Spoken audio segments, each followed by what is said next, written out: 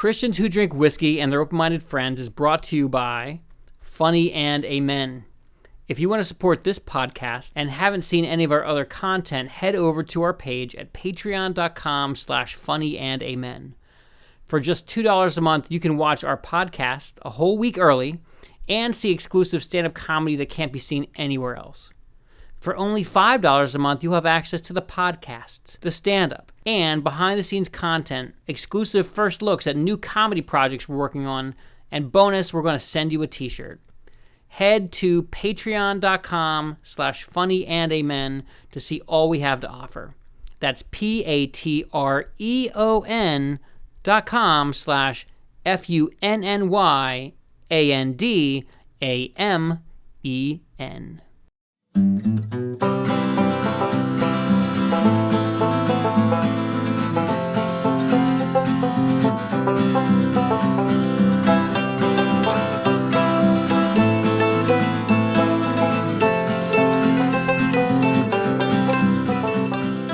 My name is Kevin Hackenberg. You are watching Funny&Amen. Funny&Amen, Christians that drink whiskey and their open-minded friends. I'm very excited about today's podcast because we have Riley Ross, my good friend from, we know each other from church, City Life Church in Philadelphia, and Riley is an attorney. Yes. You've consulted with me on a couple occasions and gave me some excellent advice. And first off, let's get a drink. I'm parched. It's been a long day. Let's do it. We're going to drink some water today because the topic we're going to cover is Jesus, as always. Coming up in a half-hour break, we're going to ask Riley the question of the podcast. But water's always good to mix, and we'll talk about this. So cheers. Thanks for coming out, man. Cheers. I'm really looking forward to this. Thanks for having me. I'm thirsty, so get us some water at home. Water, the foundation of every beverage you drink, whether it's alcohol or not. Iced tea or sugar, whatever your poison. Yeah.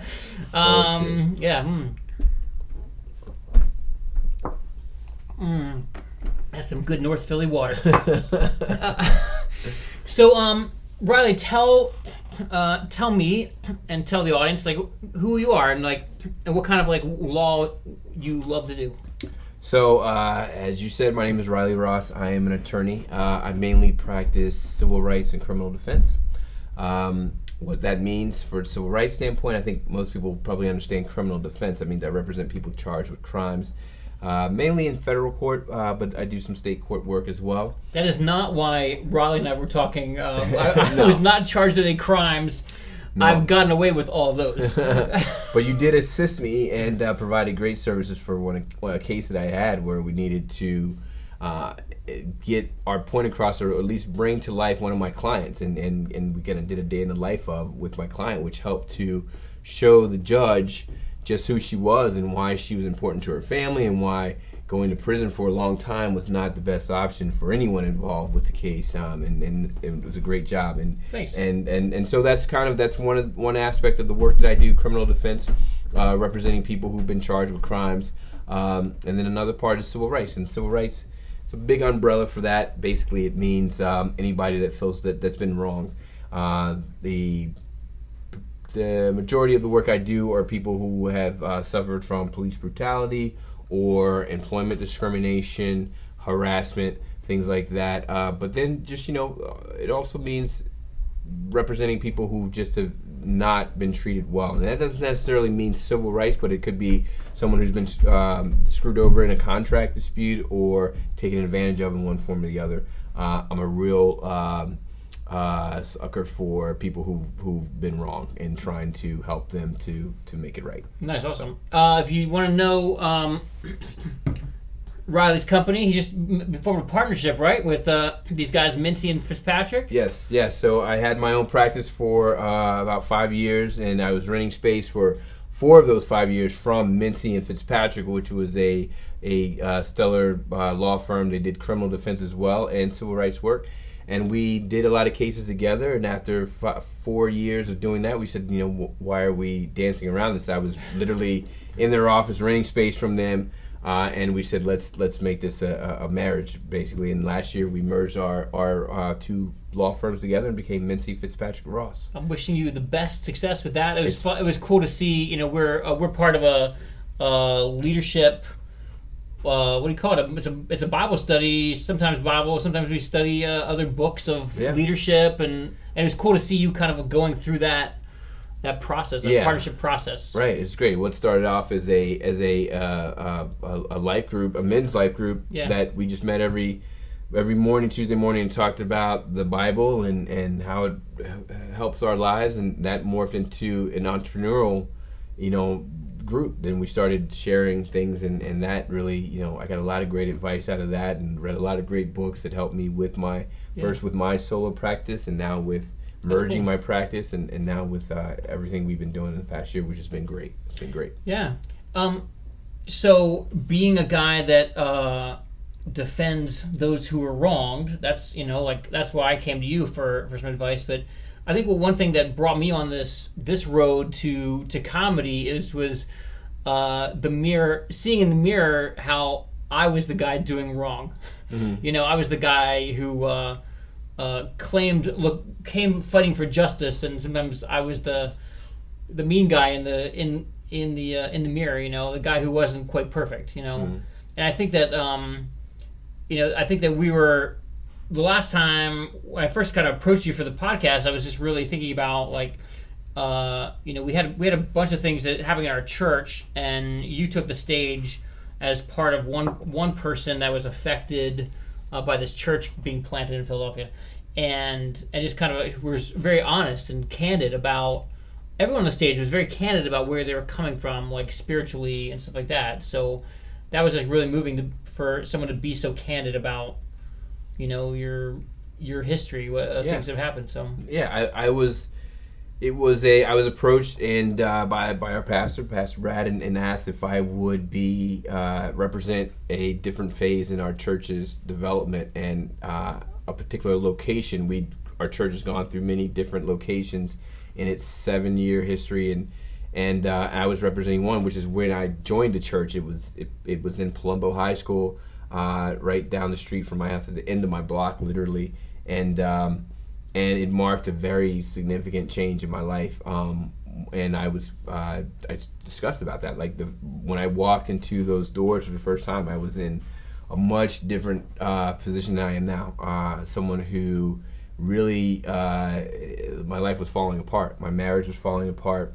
My business, I just opened up my own practice, and it was not going well. Actually, no, I take that back. I had not opened up my practice just yet, and things weren't going great. And I had opened up my practice in the course of that, and just was on the verge of losing that. And things just weren't going well. I was drinking too much. I was hanging out with folks I shouldn't be hanging out with, and that was part of my story. And so, each person who was on stage was asked to think of one word that kind of captured what City Life meant to them, and that's the name of our church. And for me, City Life meant redemption, because the process and the walk that I had, I was really redeemed by my encounter with God, and really, devoting my life to being a better person, and really just feeling like that I was not the horrible person. I would use a different word, a POS, which is what I was thinking of myself at the time, that I was not that person. That's piece of, and the rest. Right. I was, and that's what I thought about myself at the time. Yeah. Despite all these things outwardly that looked great, it looked like I had everything. I had the wife who was successful. I had the 2-year-old child. I had the job, and I started my own firm, and everything looked good, and it was all window dressing because I was empty inside, and I learned that God loved me, and that enabled me to start loving myself. And with that came a lot of changes that really just changed in my life for the better in ways I never thought were possible. And one of them was I mentioned drinking too much. One of them is the reason we're drinking water, and is that I gave up alcohol. I stopped drinking. Never thought that would be part of. When did you start drinking? When was your first drink? I am 48 years old, and I started drinking when I was 13. Okay. And 8th grade, I remember that. And I think it's a pretty common age for people to start experimenting. But I remember I probably had sipped alcohol here and there, like, my parents or someone would be at their house leaving out, or some adult would give me a sip. I have some memory of that, but as far as like really having a drink and making a conscious, like, let's try this thing out, I was 13. And I remember being at a party, and my best friend and I kind of hung out with the older guys because he had an older brother, and they were like 2 years older than us, and we were always trying to hang out with them, as 13-year-old kids do. And we went to a party where the older guys had a keg there, and I remember someone saying, "Come do a upside down tap hit," and like they hold you upside down, put the tap in your mouth, and open it up until you start, let me down. And I remember going for a little while, and then when I was let go, everybody was all impressed. All these older guys were impressed, and I was like, that felt great, and like it was. So it was a social thing, and you can hold it with the older guys. Right. Yeah, it was always social. In my thinking, was always, I just was, it still am. I never like being uncomfortable. I never like being sad. I was always like, life is here to be enjoyed, and like, let's turn it up. And even when I was having a good time, I wanted to turn it up even more. And so it was always let's get, like, if I am happy and when I'm drunk, then why would we not get drunk? And if I'm drinking, why would I not get drunk? Like, what's the point of drinking if it's not to experience that? And so that was always, from 13 on until I stopped drinking, that was always the reason I drank. I drank to get drunk, and I got drunk because it was fun.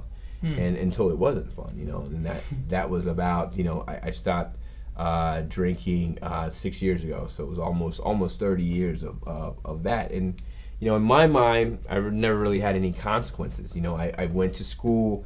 I was the first one among my group of friends to go away to college. First one in my family, my immediate family, and my extended family to go to graduate school. I then went to law school. Definitely the first one in any of my circles to do that. And so I thought that, it can't be. I never really had a reason to look at alcohol. Like, thank God, never had a DUI. Never, in my mind, never injured anyone because of my drinking. Because in my mind, I'm happy drunk. I want to hang out. I want to have fun, and so never really had any real consequences to look at it, to force me to look at my drinking. Even though I felt, for as long as I could remember, like something was missing inside. I felt a sense of shame inside. Always, this. So you'd go have fun, get drunk, but still have this kind of a shame inside, or? Yeah, I mean, not while I'm drinking. Yeah. Because that was like that to me, like that was really, but definitely always when you saw the photos next day. Yeah, or when I woke up and and like, hey, what did I do last night? Or I can't believe I called this person. I can't believe I was with this person. Like a lot of like, hooking up and the like, and just a lot of chasing something.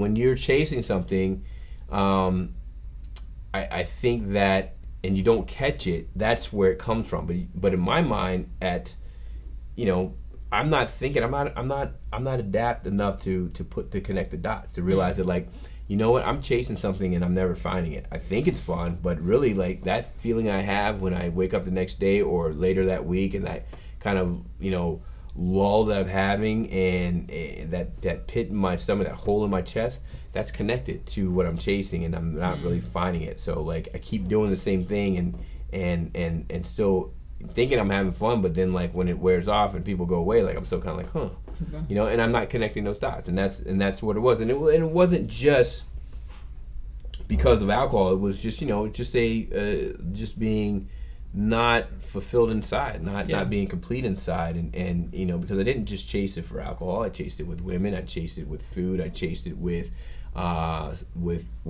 achievements. I chase anything that you're doing to make me feel like I'm accepted.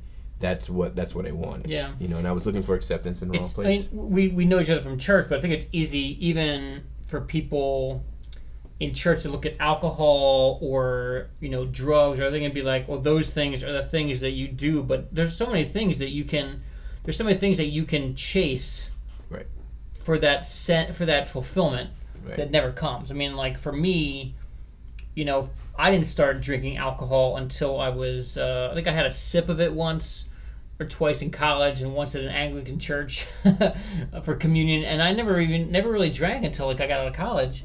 And I had some times where thankfully no DUIs and that kind of stuff, but it never kind of held that kind of like thing for me. But for me, for whatever reason, for me, sweets, for me, just like the idea of like, let me just put this in. It gives me a feeling. Gives me I'm living. Mm-hmm. Right. I'm living, or right. whatever. It's not just sweets. It's sometimes it was women. It was other things. And I think there's all kinds of things that we can go after for that sense of fulfillment. Right. You know? Absolutely. And it's you're right. The stigma that comes with alcohol and with drugs, it's a funny thing, because even when I used to, I mean, like I said, I never would have thought that like I would stop drinking. I never would have thought that alcohol was my problem, or was connected to any problems that I had, because like I said, on the outside everything looked fine, and I bought into that. But society in America puts this really bad stigma on alcohol and drug use, but yet it also promotes it, like especially alcohol. Like you can't turn on the TV without seeing an advertisement for alcohol, or seeing it depicted in the whatever show you're watching. Mm-hmm. Billboards everywhere, and really it is a drug, and it's just that man has decided to make it legal and make other things illegal, but there's still mood altering substances. Yeah. That and it doesn't have to like be chocolate's a mood altering substance. Yeah. Exactly. Yeah. Listen, anything fried chicken. The definition. Chicken and waffles. Exactly. Kentucky Fried Chicken. I saw your advertisements. Chicken and waffles. It's terrible. Well, how about the Popeyes chicken sandwiches now? Oh my word! They've got people doing some crazy things. Yeah, I just saw people like beating each other up over the chicken. Absolutely. And listen, mood altering substances. Anything that addiction is defined not by what it is, but what effect it has on you, right? The definition of addiction is and I'm not Webster, so don't. But I think I'm getting it right. It's basically anything that when you do it, or when you do it to excess, it affects your life in a negative way. When it creates this problem, so that you can be addicted to anything, and if it has an effect on you, a negative effect on your life, where you can't do without it, and because you can't do without it, it is affecting the rest of your relationships, and that's so that anything can fill that void. And for me, it was, it was just there was something missing, where despite it was a real weird situation to be in, when you feel like that you've achieved things, at least on paper, but you don't feel complete inside. So then when people are telling you, and then all you're searching for is approval from others, and then because you're achieving things, you're getting that approval, but yet then you're terrified, because you're like, you don't know, like you're gonna find, like, wait, if you only knew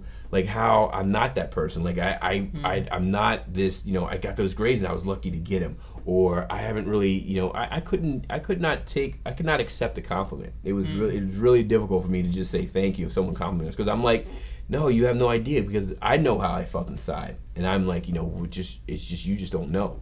And I was constantly in fear that someone was going to find out, like that I will never compliment you again. No, listen, I think it's a real, and for people who feel that way, like it's a real challenge, like for anyone that feels like that they feel empty inside, like walk around and just try to see how hard it is just for someone to compliment you, just to say thank you without saying, oh, no, that was no big deal. Oh, no, I got lucky, or trying to diminish it. Yeah. Just to allow them to say it, and then just say thank you and accept it. It's really hard, and it was really hard for me, at least, because I didn't love myself. I didn't have respect for myself. I didn't feel I was worthy of it, which is why I was chasing it so much. That's interesting. Yeah. So you said that it drove you to some things. I forget what I was going to transition, and I heard this one phrase that I thought was interesting, but I forgot it. So was it hard for you to give up alcohol? Yeah, Yeah, I mean, in the sense of it was hard from the standpoint of thinking that this was I associated so many things with drinking, like why would I like give up drinking? And then the question was, well, give it a try and let's see if things get better. And when I gave it a try, things got better, but it was difficult in the sense of like, because we're it was in the basement, you can hear water flowing occasionally, right. So pardon me. No, it was a part of because it was such a part of me and everything that I did. Mm-hmm. I mean, I wasn't a person who woke up in the morning and had a drink, but I was a person who like, what are we doing? No Nicolas Cage leaving Las Vegas. You weren't there yet. Not exactly. And yet is the perfect word. I wasn't there yet. So, it's not that I'm, there, but for the grace of God go I. Like, it was definitely, I could have been there easily, and I could still go there, easily.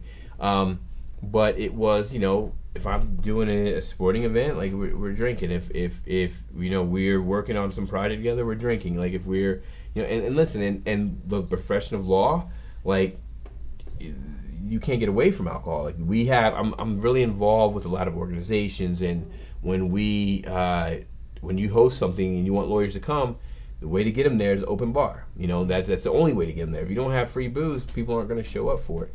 And so it was also the idea that like, wow, could I go somewhere and not drink was difficult to think. And then on top of that, the idea of telling people that I don't drink anymore and getting all these questions like, wait, do you have a problem? All these things like that was like terrifying.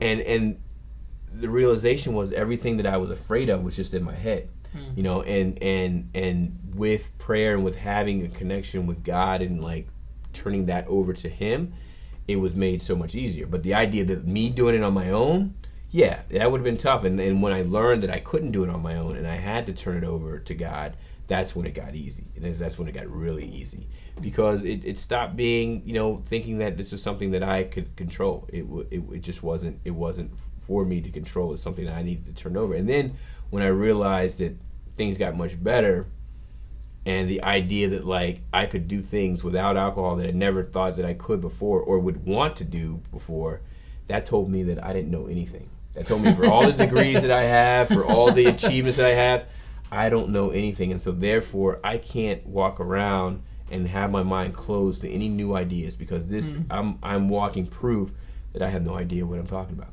Like that I have no idea what's possible, I should say. I don't want to say I have no idea what I'm talking about, because I advise people all the time, and I do know those things. But on a real note, like there's a humbleness there about to say that you don't know.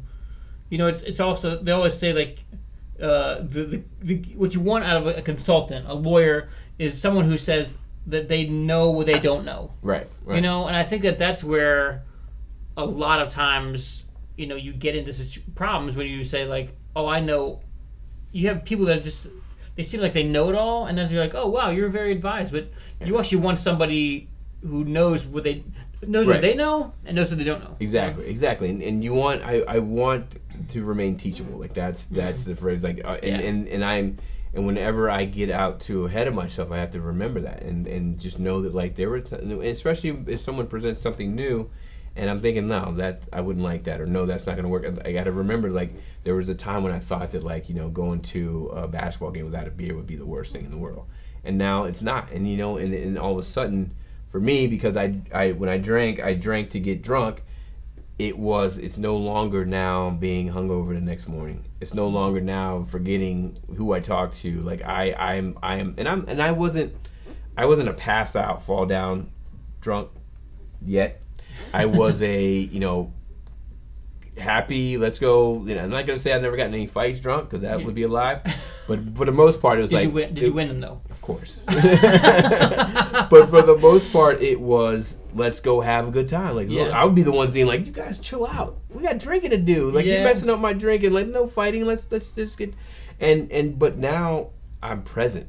Because I'm not drinking. Now I remember like who scored that point, or like I remember what my son said to me during the game, and I'm productive the next day. Like I am, like I'm not like dragging around. Now when I can function and do all these things that I was dragging and doing before. What made it? What if you don't mind sharing, like what was it like? When did you realize you needed a change?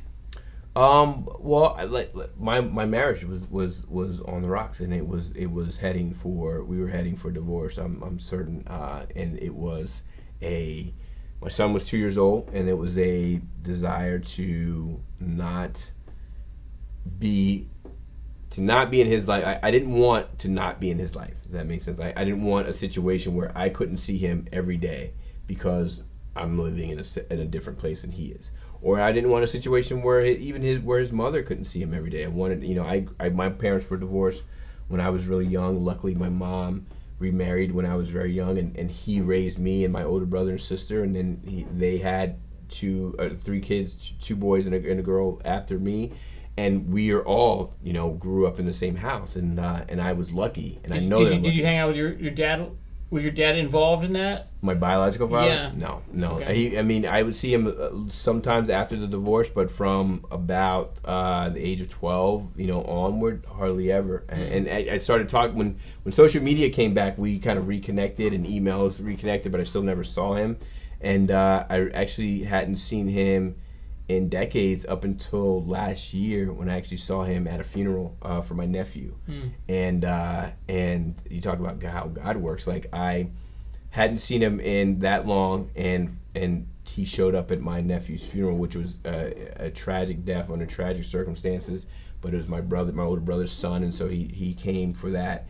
And then he passed away 2 months later. Wow. So I got to be out of that tragedy. I got to see him, and when I saw him, there was a lot of reconciling and just kind of a good feeling. And then he died 2 months later. And so to be able to close that chapter, like me, only God can make that happen. Wow. But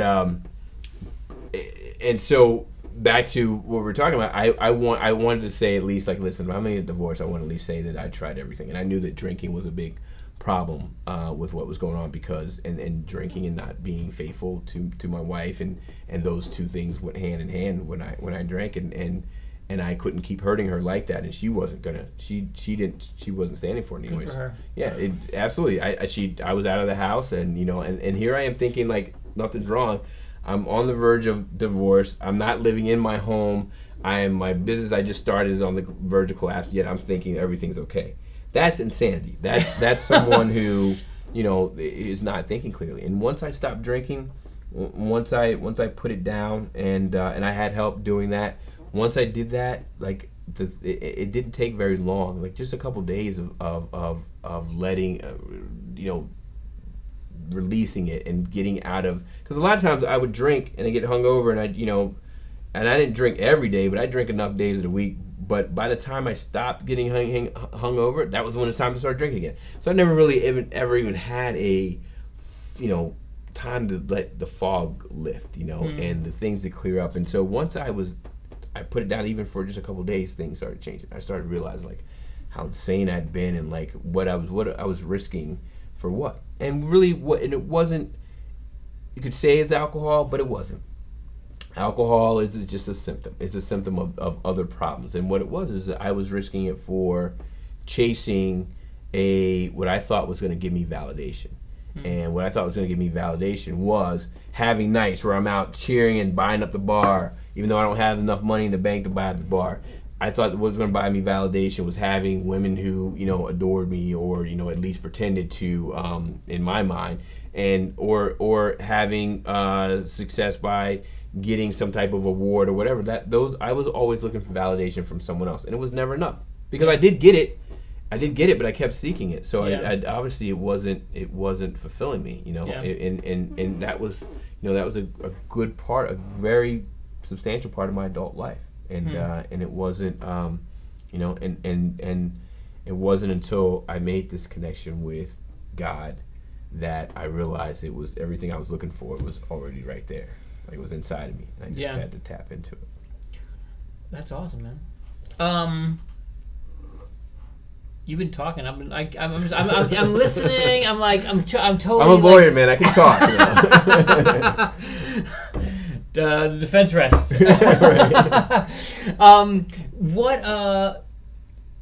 It's really interesting because I think that alcohol is not my I don't have that relationship. I've been drunk a few times. There've been some reports, but it's for me that kind of validation and seeking. You mentioned achievement. You mentioned I mentioned it because it's my thing. Is sometimes sweets, just kind of just going back and kind of who am I? I don't know who I am. So let me have a candy bar. Yeah, right. I'm a whatchamacallit fan. That's what There's one thing I know about this life that I self-identify with whatchamacallits. It's good candy bar. I wouldn't know for a few years because I've kind of given it up. It's interesting, giving up. So I've been off chocolate for a couple years now because I had some issues, and it's funny to say that because chocolate is just this benign thing, and I tell people that, and they're like, "Oh no, well, you need to try right. dark chocolate. That's right. healthy for you," right. or So do you get people who are like, "Oh, you should always have a glass of alcohol once a day." Have a yeah. Do you get people that respond in that way when you make this life choice because you see you have a problem? Do you have people that I'm sure you have people that are that are kind of just a little drink or do you get that? Or, I get or does alcohol or is chocolate a unique thing and people keep try this? I'll tell it in phases, and I think you're exactly right because as soon as you said that with whatchamacallit, I was like, that's a good candy bar, and I'm thinking I would never want to give that up, but that's me even reverting back to the same thing. It's just putting in a different substance. But it is, and I do get that from the alcohol. But me saying I would never want to give up chocolate is also still but I would. I now know I could if it became an issue. And for me, sweets is there are times when I definitely overeat. So it tells me that, as I said, alcohol was just a symptom. It tells me that it all comes from the same place. It comes from the same place. And for me, when I'm eating too much candy and too many sweets, it's about just wanting instant gratification right then and right there, thinking that if I don't have that, then either I'm not going to feel something that I really want to feel, or I'm going to miss out on feeling something, or it's going to satisfy something that's supposed to be, and it doesn't. All it does is when I overeat, it gives me a tummy ache, and it gives me a sense of feeling, oh, why did I eat all that? I just can't believe I did it. And then I gotta, it gives me a bigger waistline. That's what happens. Did you have, when you were drinking? Did you have a drink that was your signature? Oh yeah. Yeah. I mean, in the summertime it was vodka, and in wintertime it was bourbon. And it doesn't. You don't stop drinking it, and all of a sudden, at least I don't. And I'm I'm repulsed by it. It's still I smell it, and sometimes it smells really good, and sometimes it doesn't smell anything at all. It just really, and a lot of times that depends on where I am. That depends on spiritually where I am. If I'm not spiritually on my square and I'm not spiritually set in line, then I will linger. It will linger, and I'll entertain thoughts of the past and But if I'm spiritually fit at that moment, I'm it's not bothering me, and that lets me know it's a problem within me. Because if I can approach the same situation and react to it differently, that means there's something going on with me. If I'm driving in the car and I take the same route every day, and it's the same traffic jam, and some days I'm it's cool, I'm put on some music, I got a chance to listen to this podcast I want to listen, and some days I'm get the F out of my way, then that means there's something going on with me because the circumstances outside of me haven't changed. It's just something going on. But back to your question about people, because I think it's a great question. Yeah, I do get people that will say, oh, you just have this to drink. And they're different tiers. People that are close to me, when I told them I stopped drinking, a lot of them were good for you. That's a good decision. That's something they were that was a good decision. You were fighting. You got a fighting guy. You're a lover, not a fighter. Right. But you were fighting. Yeah, they were that's a good decision, and they're happy for me. And then there's people who just don't. They're passing, and so they don't understand it. And I realize that some of them, maybe because they have a problem. The people who don't really understand it, they because that's one of the things that I realized I had a problem is because I realized I never drank like normal people. even when I think back on it, at the beginning I thought, maybe just the last couple of years it had gotten bad and that's why I needed to stop. But now that I've been away from it, I can look back a little further. And I'm like, I never really drank like normal people anyways. Like you talk about like not drinking until you got to college. I don't understand that. To me, that doesn't make any sense. Like to me, like why would you not drink in high school? Like, and if you were drinking right now, what is it? Whiskey? Yeah, Christians with whiskey. Yeah. If you had some whiskey right now and it was on the rocks and you were sitting here talking and that ice is melting, I got a problem with that. Why are you letting that ice melt down? Raleigh, we haven't released any podcast yet because you'll see all that always happens. It's always. And I'm just like, why would you let that happen? Raleigh will listen to this podcast, not watch it because he'll be offended at the whiskey. Yeah, exactly. Getting wet. And that tells me. Yeah. And so when I have people who don't really get it, like that may be more about what's going on. But I try not to judge. But that's because I know that that's how I am. Like, and the thing about it is one of the things that when I gave it up and I was thinking about going to a lawyer function, I'm all worried in my head. What am I gonna say when they ask me if I want to drink? Those guys know that I used to drink a lot. Like, what are they gonna think when I'm walking around with a club soda or with water? Man, it's gonna drive them crazy. How are they gonna figure out? I gotta come up with a story to tell them. First, it never happened because people don't think about. I'm not as important to others as I think I am. So people aren't thinking about me that way. It's just kind of like but there may be one or two that said, "Why aren't you drinking? I can't believe you're not drinking." And those because I know that's what I would do. I know that if you and I don't used to drink and all of a sudden you're not drinking anymore, I'm gonna be grilling you. I'm gonna be like, "Why aren't you drinking? Drink up," because I have a problem with that, and I don't understand why you wouldn't do that.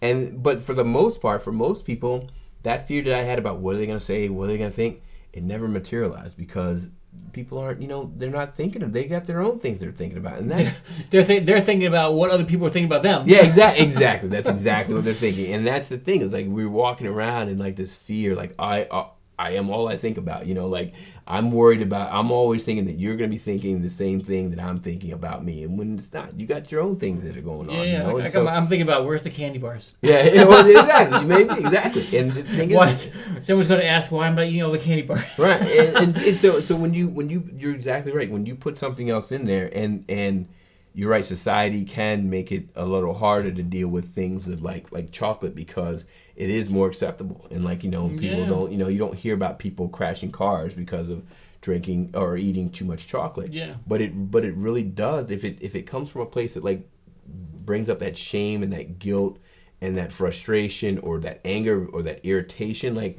it's all coming from the same place and needs to be dealt with. Yeah. All right, this has been a good first half hour. Let's come back in a second and drink some more agua. Yeah, all right. So we're back. This is half hour number 2. And I've got my friend Riley Ross here, Esquire. Ted Theodore Logan Esquire. What's with the Esquire? Where did Esquire come from? Oh, you're putting me on the spot. I don't know. It's just something fun that we can go back to Bill and Ted's and. I probably should know the origins of that, but I don't. I mean, the degree you have is a JD, a Juris Doctorate, and a Juris Doctorate. Juris, Juris. Juris Doctorate, okay. And or Juris Doctor, but it's a doctorate. And I don't know where Esquire. I probably when I hear the answer, I'm probably like, oh, I knew that, but I don't. Right? It's not coming to mind. That's not the bar exam. No, luckily, you're not gonna get disbarred for not knowing that. Right. Maybe it's a magazine. I don't know. Yeah. So we had an amazing first half conversation. We were talking about God a lot, and finding God and finding all this stuff. Like, the question I always ask everybody is, what do you think about Jesus? Thank God for Jesus. I mean, for me, it's listen. I lived my whole life believing in God, and it's funny because did you grow up in church or? Yes and no. My parents Baptist. I was forced to go to church until I was 16, I think, and then my mom told me because I was old enough, I didn't have to go to church anymore, and I didn't. From then on, I only went to church for weddings, funerals, and maybe a christening or baptism. But I struggled with church. Never struggled with God, like believing in God. But when I went to church, I had to sit in the pews with my parents and sit up and listen and pay attention and I didn't like it at all. I felt like there were a lot of hypocrites. I felt like I remember it probably didn't happen. You were in church with me. It probably didn't happen as many times as I think it did, but I felt like I was always hearing about someone, like, for instance, just criticizing someone with what they're wearing, and I'm like, but this is church. Like, how can you be talking about? And then they walk up like, "Hi, how are you?" And I just heard them like criticizing what they were wearing, and it was just like, it was just bad. And not my family. Like, I didn't hear that from them directly. I think it probably would have been a little more devastating had I seen them be so hypocritical.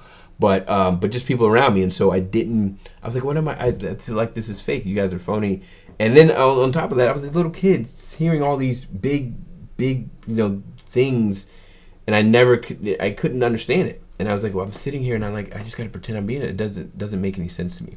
So I was happy to get out of church because, when I was allowed to, had I gone to some place that, like, set children aside, and maybe it did, I don't know. And I kind of have some memory of Bible study, but not really. But definitely not like City Life where we go now. So had I had that, I would have had a different experience with it. But for me, it wasn't. But it was never about, do I believe in God or not? But you know what? You know why I believed in God? Because it comes from that same place of, like, I told you, I don't like being uncomfortable. I don't want to be uncomfortable in this life or the next. So I was like, if there really is a heaven and all I got to do is believe and I get to go to this big party after I die, why wouldn't I? Like, it didn't make any sense not to believe. Like, I'm in. Like, the guy's turning water to wine. Exactly. It's like, why would I not want to be part of that? All I got to do is believe. And so I believed in God. I definitely thought that there were people who believed too much in God and who were zealots and, like, kind of like, and I didn't get that. And I believe that the way I feel about God now, I believe that people could probably look at me and say that same thing. But again, back to the idea of, like, how much I don't know. Little did I know that, like, everything I was looking for was right there, man. Everything that, like, from love of myself, the love of others, to just peace, inner peace. I just think the only way I'm going to get peace is when I make millions of dollars and I can buy it. I can, like, buy all my worries away. I spend it. Like, where my troubles are is connected to money. No. Now, listen. I'm not one of those people that say, money. I still have people say money can't buy you happiness. My answer is still, well, let me try. So I'm not saying that, but I am saying that, like, I've learned through my connection with God to at least to know that I can be content with very little or a lot. Like, though both of those can bring problems, I should say. Yeah. And so I need to be content with wherever it is, because and that's what I strive for. And when I'm having my best days or even my best moments, it's because I'm content. It's because I'm like, you know what? It's all right. It's not. It may not be what I want, but it's okay. I'm not gonna die from it. Like, it's not.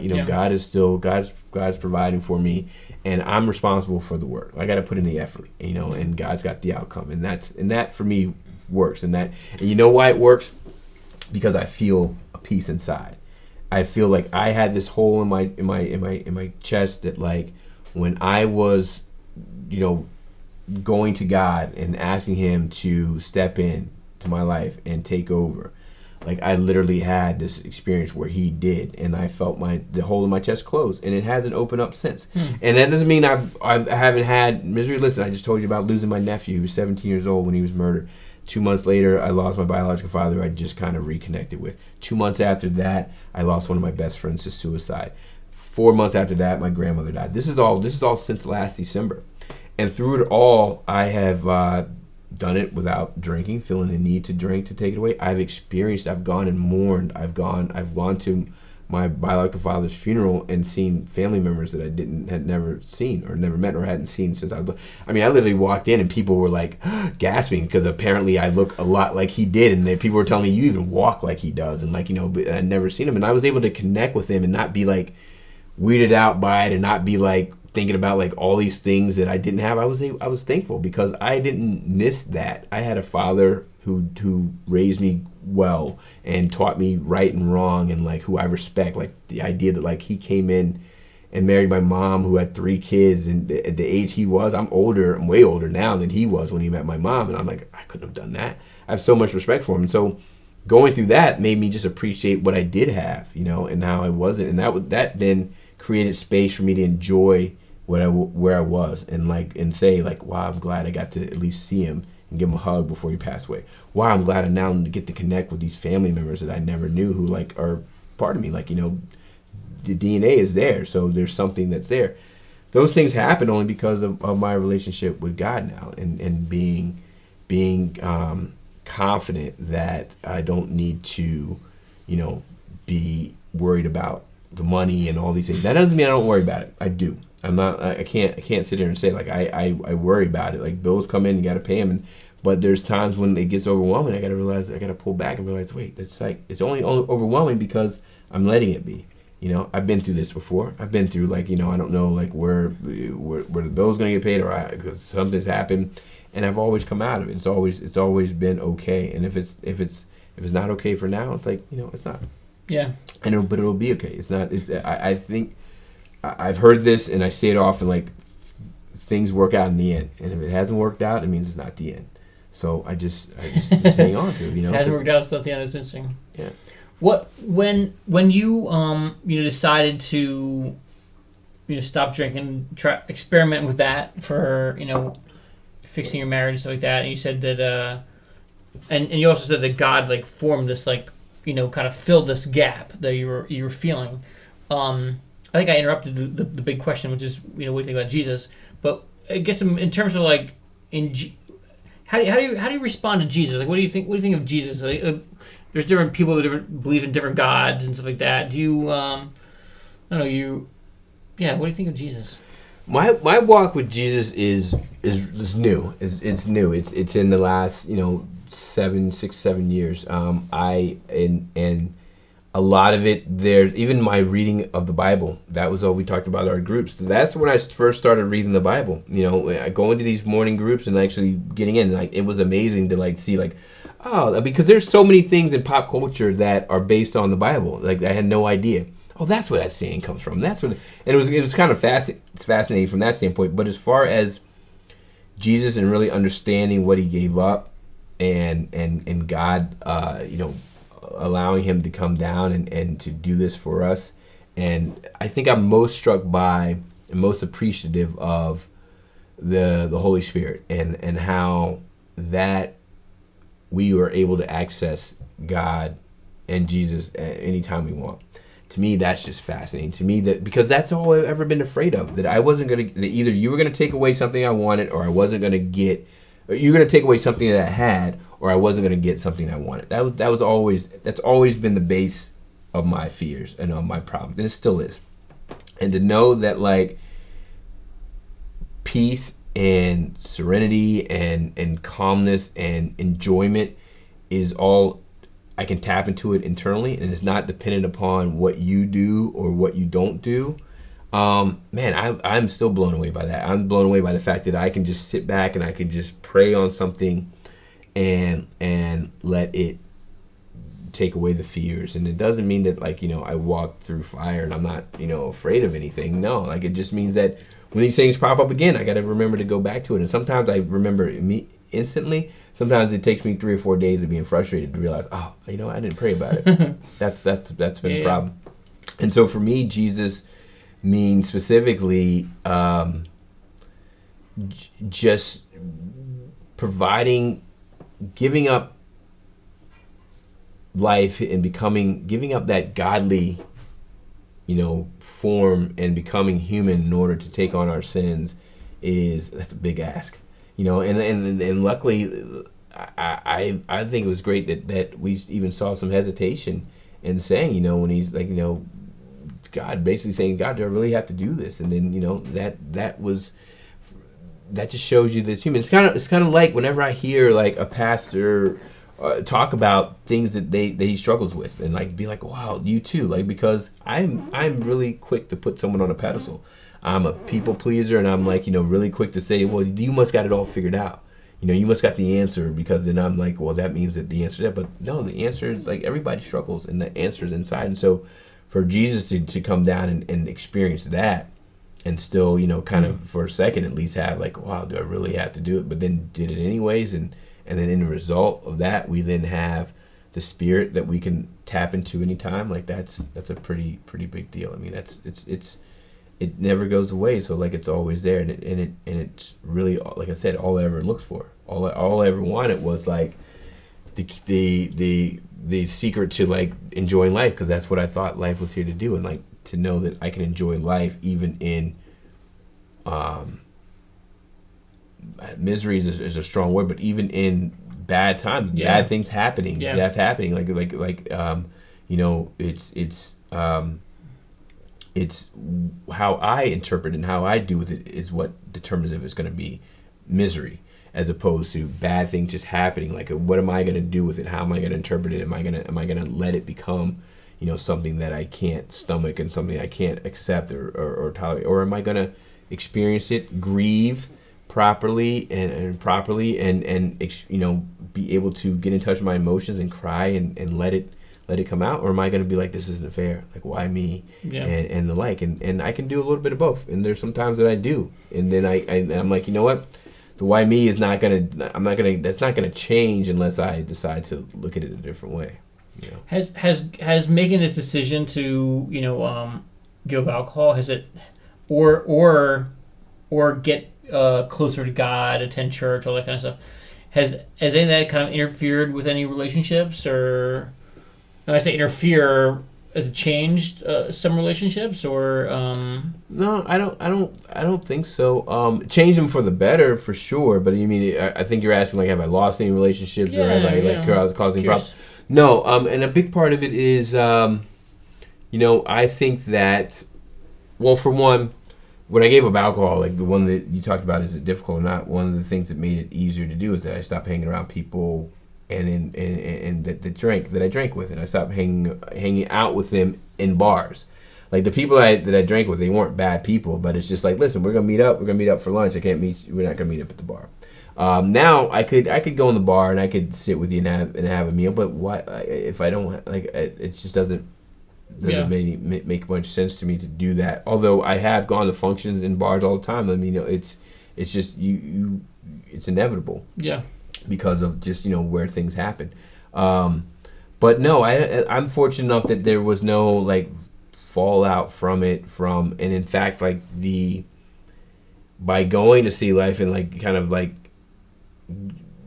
saying that, like, and getting the response that I got, it made me want to go more. So we started spending more time at City Life and then developing friends there, and so those become your friends. But I have friends who are really close friends who are Jewish, so that's the religion thing has never been an issue that is kept us from being friends, and even friends who don't believe in God, and so my thing is that I am not here to convert anyone. I'm just here to show you that, and at the same time, my job is not to pretend that God is not my God. It's when on my best days and in my best moment, you'll know that I'm a Christian, and you'll be able to see that, like, he's a good example of a Christian, and that's all I hope for. I don't think I'm like that all the time. Yeah. But I'm also would like to think I don't back away from it. Yeah.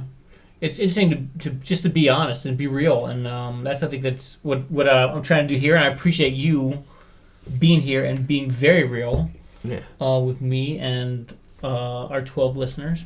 The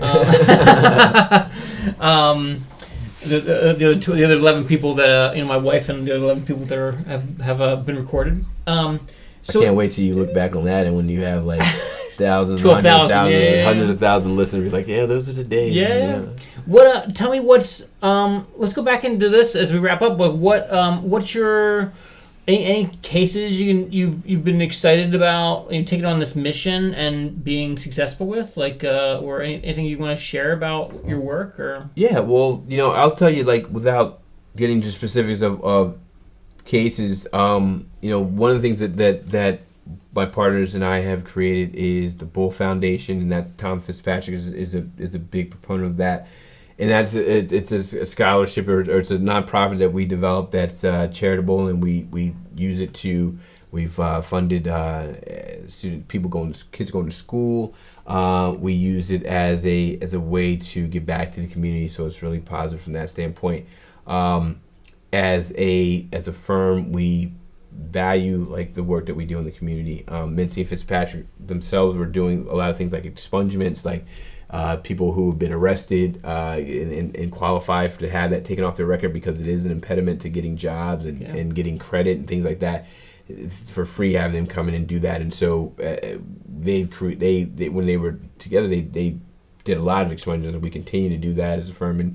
And then I'm involved with a lot of I just finished my 10-year run as a board member for the Pennsylvania Innocence Project. It's 10 years old, turned 10 years old this year. It's a organization that frees the wrongly convicted, and we're talking real innocence, not technicality, like people who are in jail for things that they did not do. And 20, 30 years ago, people were like, that can't happen. And we're seeing with DNA, we're seeing with debunking junk science that's happening. And there are a lot more people. We've had 17 exonerees in the 10 years we've been established, and there are a lot more people who were there, and that's a work that's really important to me. I was on the board from its inception.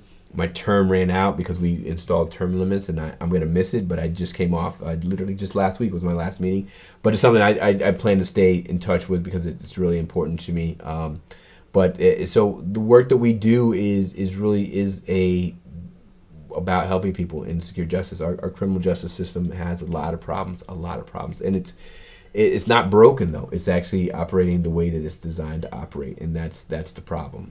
It's designed to fail and to cause certain populations of people to fail. People without money, people without opportunities, people who historically have been disadvantaged and disenfranchised. It's designed to keep them that way, and that's what I fight for, to try to make a change in. Cool, man.